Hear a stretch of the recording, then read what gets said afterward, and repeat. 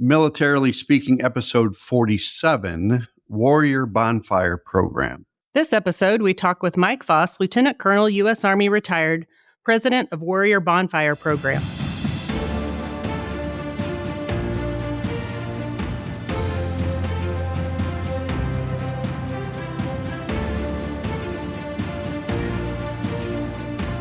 Welcome to Militarily Speaking, brought to you by Armed Forces Bank. I'm Tom McLean, and across from me is Jody Vickery, my co-host. I am the Regional Military Executive for Armed Forces Bank, and Jody is the Executive Vice President, Director of Military Consumer Lending. You know, it's a new year, Jody, and this is our first podcast of 2024. I know.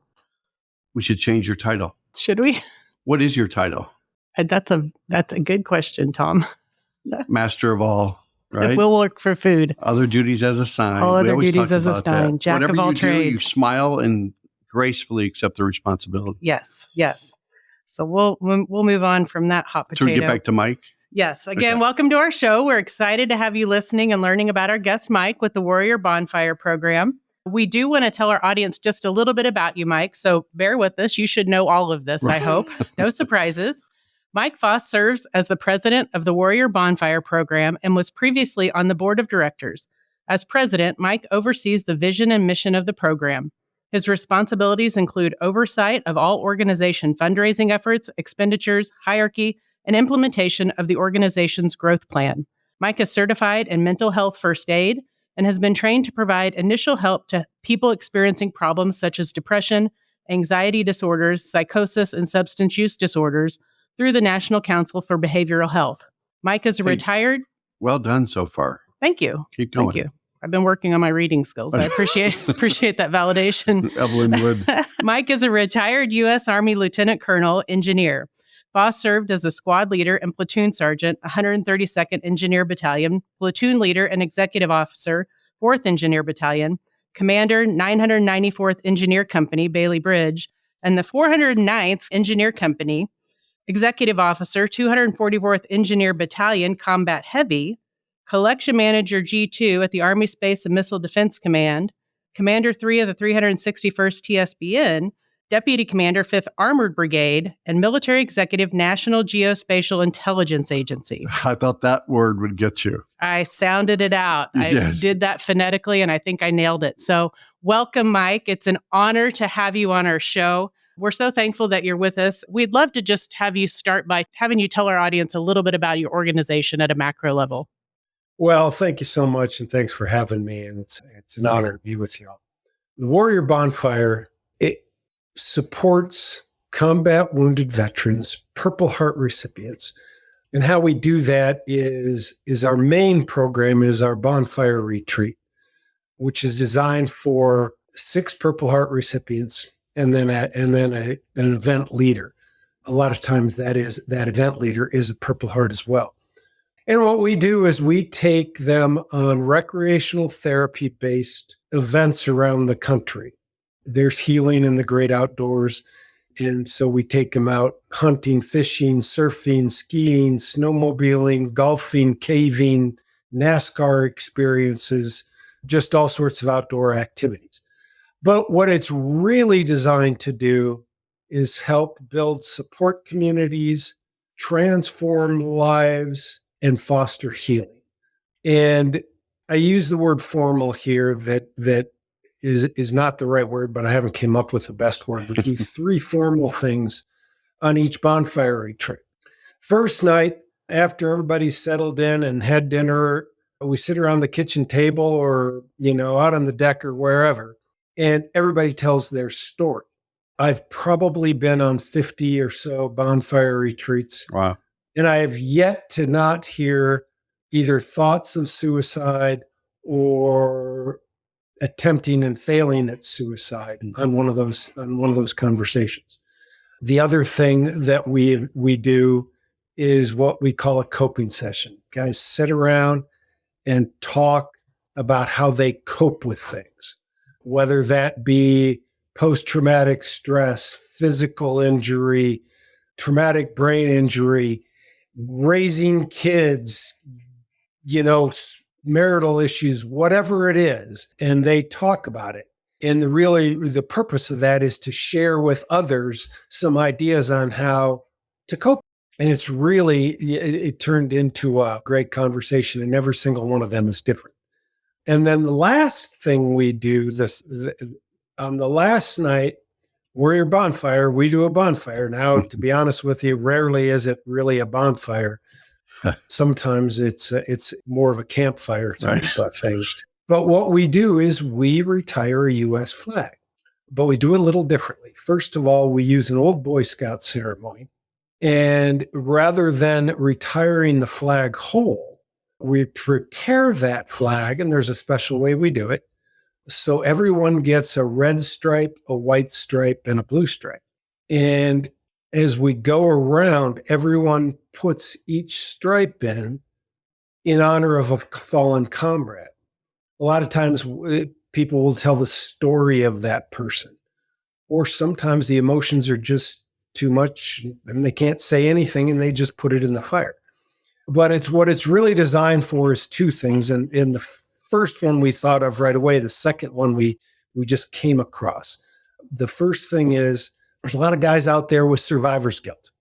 And, my buddy I should have gone, not my buddy. And so that honoring them helps them know that they got to keep on going for this guy.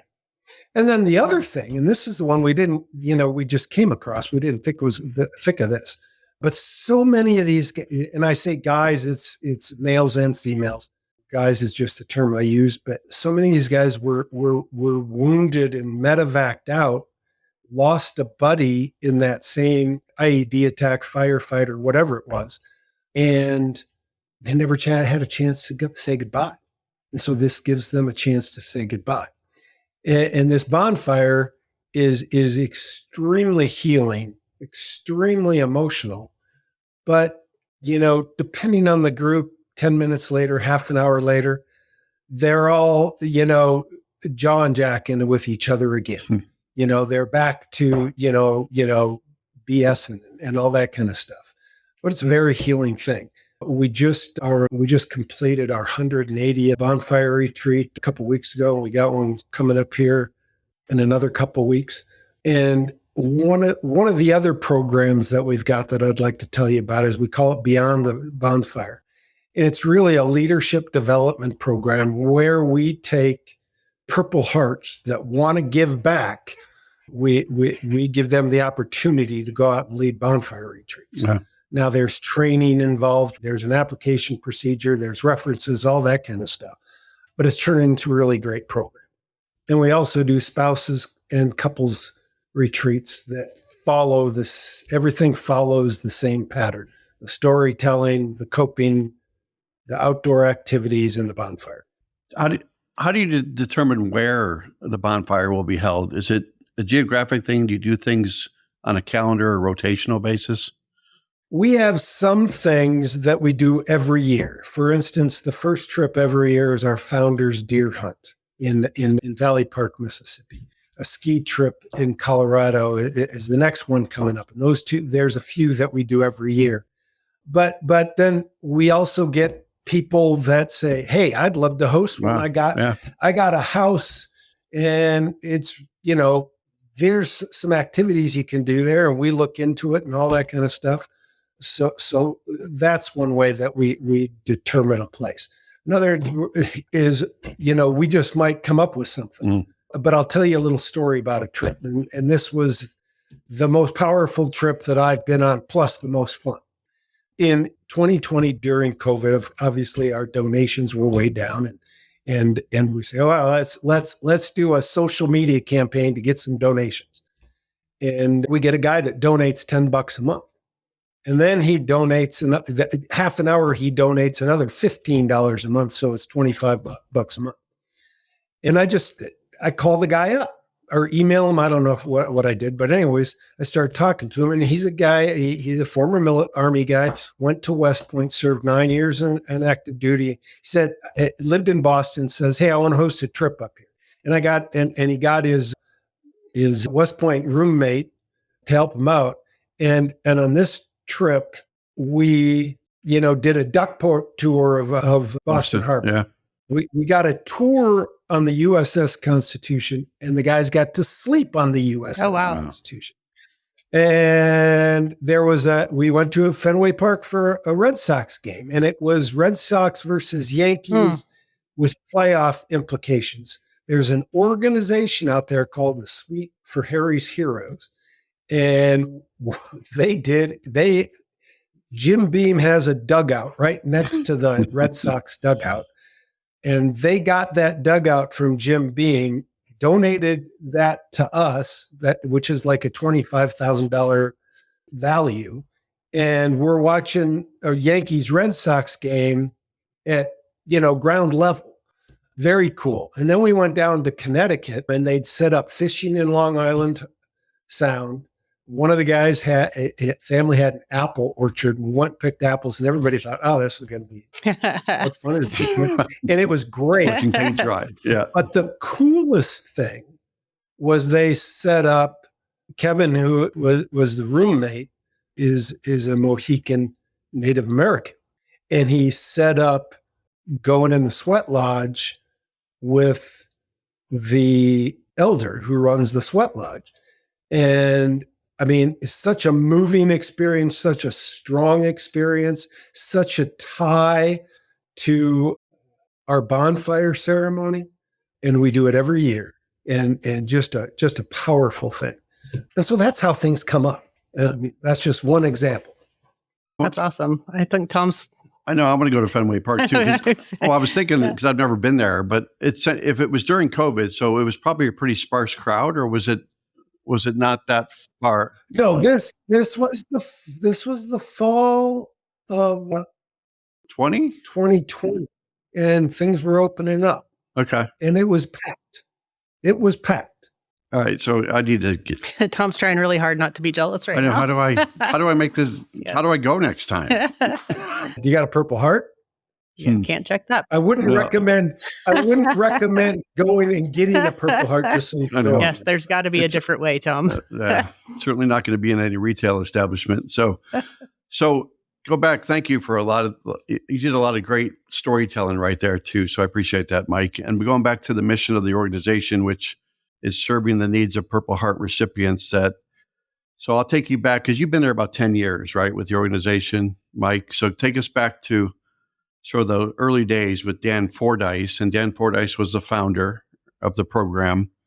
He served our country in the Army and the Mississippi National Guards. How did you make that connection with Dan? Well, Dan and I started our Army careers together at Fort Belvoir, Virginia. And this is what he says. He said, Fordyce, Foss, we were always right next to each other. And then he says, "Oh, I couldn't get rid of him." I just say that we became good friends and stayed friends. And when Dan founded the Warrior Bonfire, he asked me to be on the original board of directors. Nice. Yeah. You mentioned it just a minute ago, the other retreats that are focused on the spouses and the couples. I know that just being a military spouse can take a toll. And I know it was difficult when my husband and I were first married, and we weren't in an extreme situation by any stretch. I know some of my friends that were also obviously spouses had it kind of way worse than we did. How do you specifically reach the military spouse? What do you do specifically for couples at those retreats that bring them together and kind of give them some relief from all that goes into putting stress on that relationship? Okay, well, you're absolutely right about the spouses. The spouses, they suffer right along, and they need outlets just as much as anybody else. Now, I'm not sure if this is fact or not, but I was told recently that we're one of only 2 organizations that serves spouses of Purple Hearts.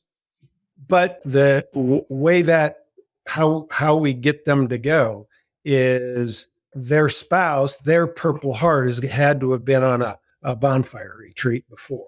Mm-hmm. And so then they go on the list, and just like the Purple Hearts, they got to register with us. And when the bonfire spouses, we call them Strong Heart spouses trips, but when those come available, we put them on the website, and they have to sign up for them just as much.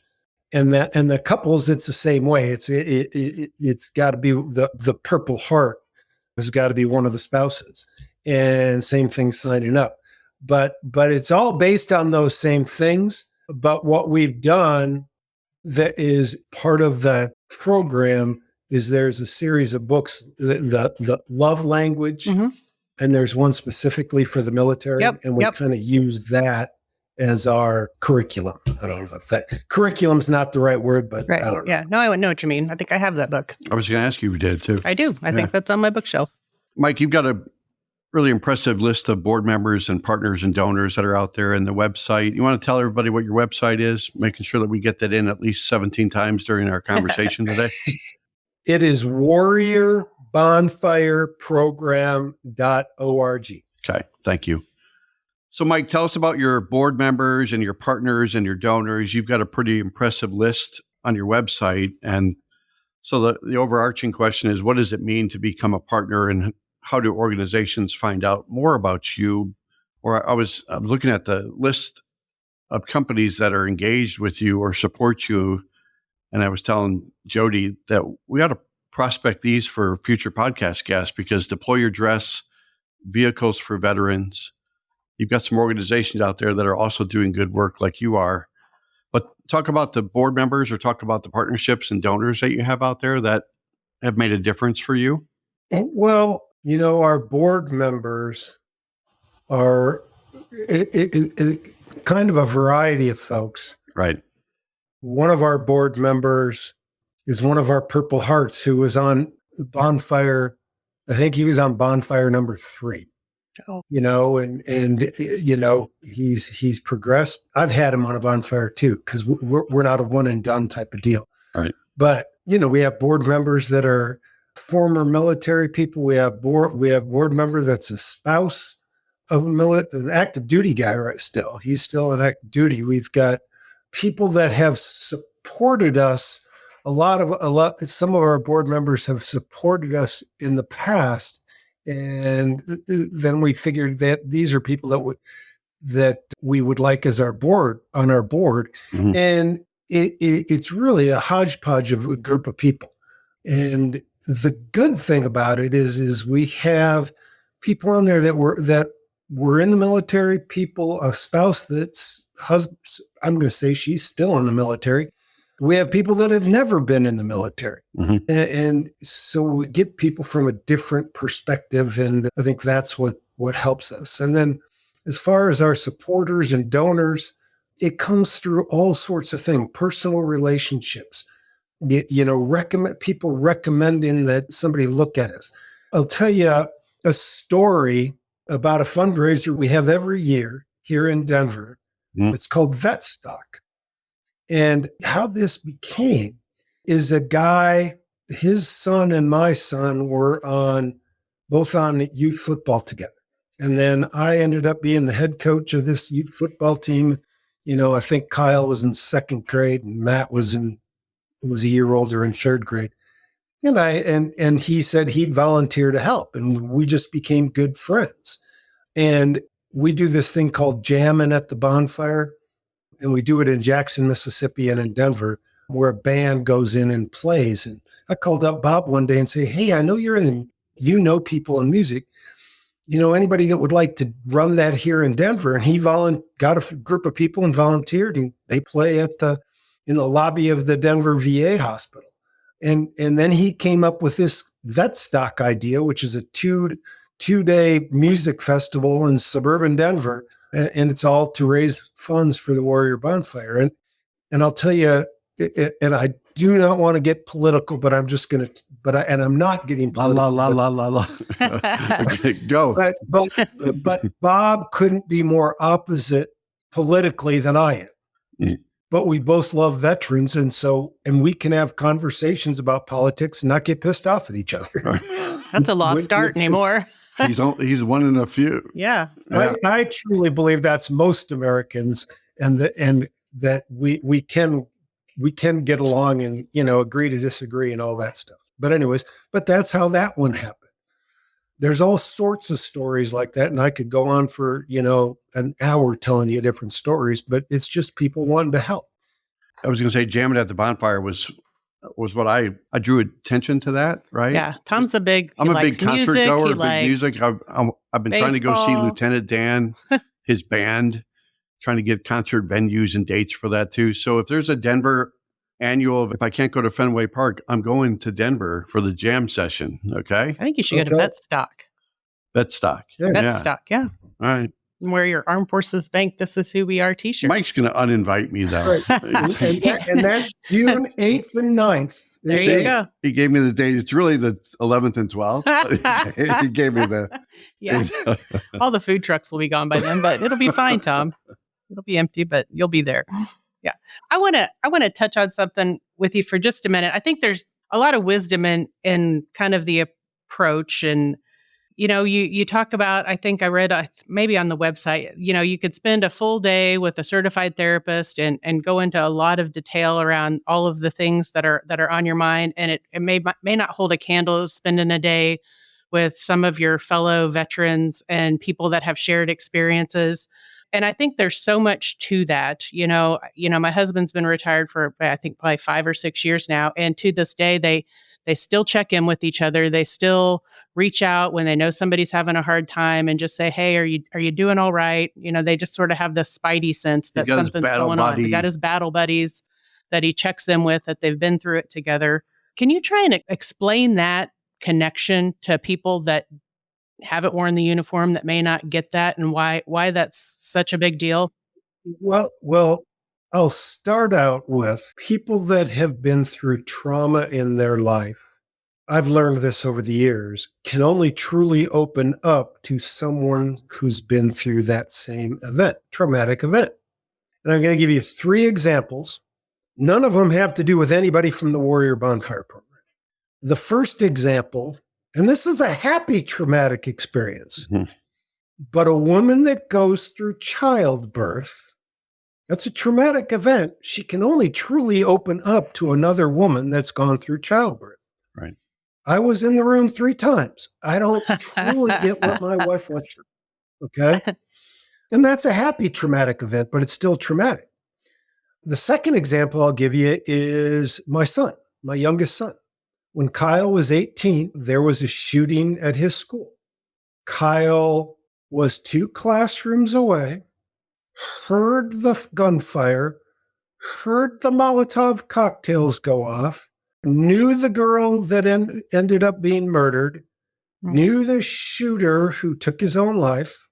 He has never talked about that day to me, my wife, his big brother, or his big sister.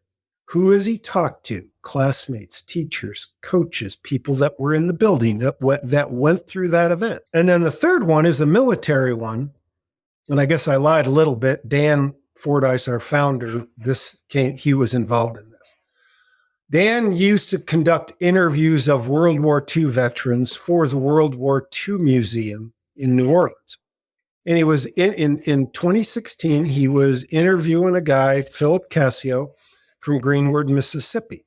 Philip had been in a B-17 bomber going over the English Channel. They got shot down, but they were able to land in the channel and get out in lifeboats. They were captured by the Germans, and Philip spent 811 days in a Nazi POW camp. He told Dan that throughout his life, he would get nightmares. Nightmares, what we call post-traumatic stress today. Mm-hmm. And what he would do was call up one of his buddies that had been in the POW camp, talk it through, nightmares go away. Then he tells Dan, and this is a 97-year-old man, 71 years after the war was over. He tells Dan that I don't have anybody to talk to anymore. I get the nightmares almost every day. Mm. Okay. So that's where that connection, that being able to talk to someone who truly gets it. Okay. It's not like any other kind of trauma. In combat, you're seeing and doing things that the average person can't understand. And it gets to you. It can't not get to you.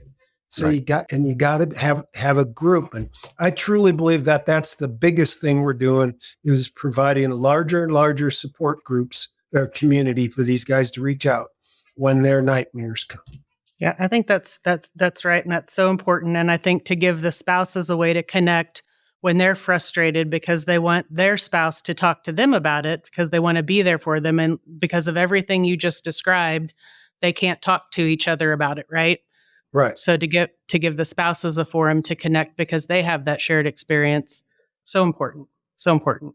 Mike, you've got about 30 operation sites around the country, ranging from Florida to Mississippi to South Dakota to Texas to Montana to New Jersey, New Mexico. I might as well just say all 50 states, but it's not all 50 states. But what typically takes place at those operation sites that you list on your website, Mike? Really, that's where the bonfires are. Okay. That's where we've conducted bonfires.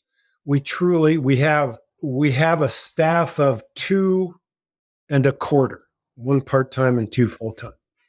And I'm in Denver, one's in Birmingham, and one's in Atlanta. It's just where we live. Well, you'll keep adding to that list too as you find other people that want to step up, volunteer, and host a bonfire. So that'll be pretty cool to add that. You bet. You served as an engineer, right? We talked earlier about you graduating from CGSC or going to CGSC in our backyard because we're right close to Fort Leavenworth, which is our headquarters for our bank. There's some wonderful testimonials about you on LinkedIn. So I'm gonna make you feel good about yourself just for a moment, okay, Mike? And Somebody's got to do it. I know. Well, this is my moment for you. You're a proven professional with a commitment to family. You have the highest moral fiber with unquestionable integrity. You have a natural leadership style. You improved combat readiness and took great pride in caring for the soldiers and families during deployments. So let's get behind. I thought that sounded like things that were said about me, don't you? And then I was like, oh, it's about Mike Foss. I don't know where that came from. I don't either. It was a cut and paste, I'm sure, from somewhere else. You can't write comments on your own profile. Tom. But talk. Oh, you can't do that. No.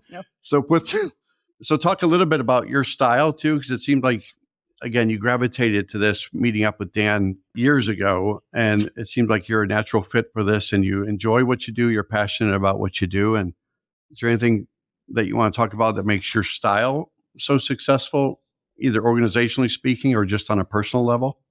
I could probably tell you all sorts of things on my style that make me not successful, but if we're running out of time. We should stop recording for that part, perhaps. I know, edit. That would be a whole different podcast. But in reality, I think that good leaders, whether that be in the military or on coaches in a sports team or teachers or parents, mm-hmm. A good leader truly loves the people that they're leading. Okay. Now, I'm not saying that that some of them don't drive, some of the people that you're leading don't drive you nuts, but you love them all, and this gives me an opportunity to continue to love them all. My career was in the Army and I love soldiers. Well, now I'm getting to love Marines and airmen and sailors, but it's just an opportunity to care for a family. Like I said, in the Warrior Bonfire, we're not a one and done type of thing. If you need to get on a bonfire retreat, you sign up for a bonfire retreat. We have a group of people that calls and checks on folks at once a quarter. Bonfire leaders call and check on the groups that they led. Sometimes that may be we have this group text. We get a bunch of them and we're all on the group text from a bonfire retreat we did last summer in Minnesota. And these guys, at least once a week, they go and they're texting back and forth and it goes on all day. Now that drives me nuts because it's like my phone keeps going. Fling. Yeah. And I'm the kind of guy that believes texting is for, hey, I'm running late. Right. But these guys carry on, and that's how they stay connected. So it's good. And I just think that's how leadership is. You like I say, I could come and tell you all sorts of stuff where I fail in leadership, but I think that loving who you serve is whether that's in the private world or not, is really the biggest thing. I think I've used this before on one of our episodes, right? If you love what you do, you never work a day in your life. Yep.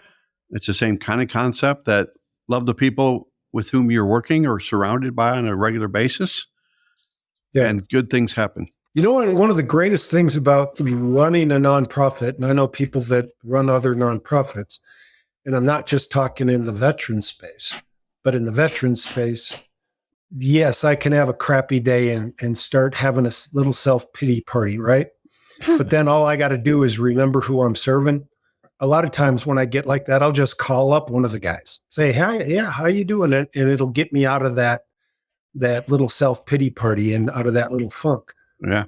Because you're right. It's a servant leadership. Mm-hmm. You're serving others, whether that be at a bank or at a nonprofit. Yep. Serving others. Perspective and context all the time. So we've covered a lot of ground, but I do want to make sure that if there's anything that we haven't thought to ask you that you think is really important that our audience hear about your organization, that we give you a chance to say that out loud before we wrap up our podcast today. I think the biggest thing about our organization is that everyone involved in it, whether it be board members, staff members, volunteers, donors, or our members. Now, we call them members. There's not a fee to be a member. Mm-hmm. We don't charge these guys anything. But all of us believe in what we're doing. All of us believe in helping those that were wounded in their service to us all. I think I hear that loud and clear in your message today and how you've talked about the organization, and I can't help but think that's true about the people that you've surrounded yourself with. Absolutely. Yep. I do want to say one more time, the website, www.warriorbonfireprogram.org, for people to reach out, get involved, donate. Host an event. Yeah. Definitely. If you have just another second, I do want to have you hang with us. We want to, Tom, it's time. Is it time? Hey, Mike, you still with us?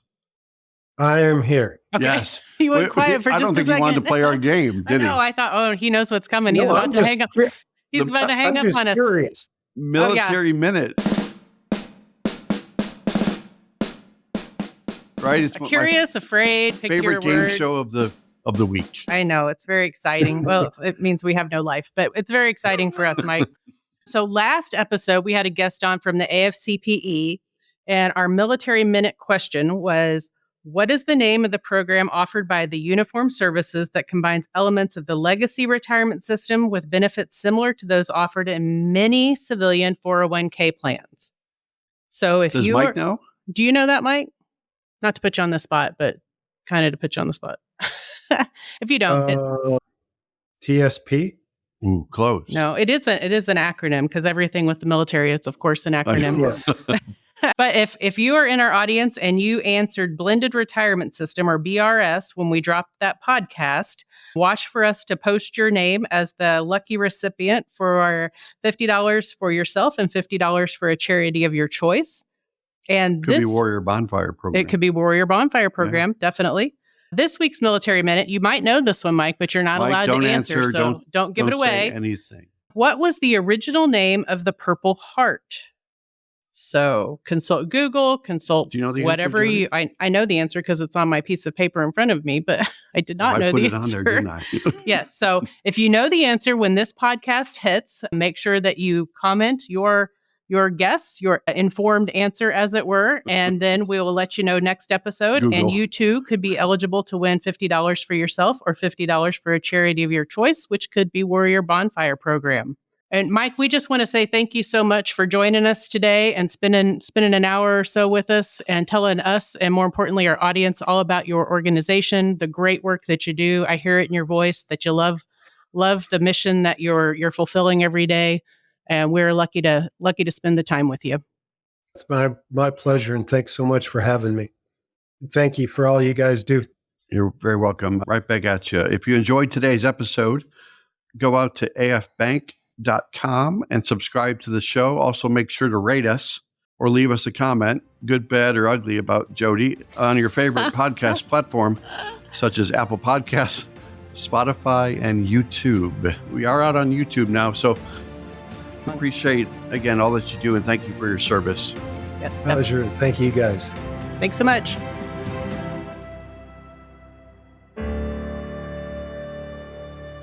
Copyright 2022 Armed Forces Bank, member FDIC, equal housing lender. All non-Armed Forces Bank owned apps, websites, company names, and product names are trademarks or registered trademarks of their respective owners. Their mention does not imply any affiliation with or endorsement by Armed Forces Bank of them or their products and services. They are merely used as examples of the many available apps, companies, and websites that offer similar services. Before using any app or website, you should carefully review the terms of use, data collection, and privacy policy. Apps may have an initial cost or in-application purchase features. This information is general in nature and is not intended to be legal, tax, or financial advice. Although Armed Forces Bank believes this information to be accurate, it cannot ensure that it could change. Statements or opinions of individuals referenced herein are their own, not Armed Forces Bank. Consult an appropriate professional concerning your specific situation and respective governing bodies for applicable laws, such as IRS.gov for current tax law. Armed Forces Bank, the Armed Forces Bank logo, and the Militarily Speaking logo are registered trademarks of Armed Forces Bank.